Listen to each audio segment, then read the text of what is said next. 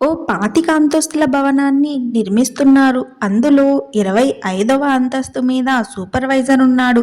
దాని కింద అంతస్తు మీద కార్మికుడు ఉన్నాడు. పైనుంచి ఎంత పిలిచినా అతడు పలకడం లేదు. దీంతో ఇలా అయినా తల పైకెత్తి చూస్తాడన్న ఉద్దేశంతో జేబులోంచి ఓ 10 రూపాయల నోటు విసిరాడు.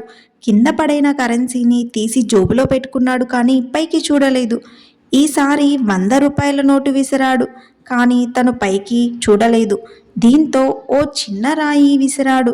అది కాస్త వెళ్ళి నెత్తికి తగిలింది. అప్పుడు తల పైకెత్తాడు. ఈ కథంతా విన్నారు కదా. ఇందులో నీతి ఏంటో తెలుసా?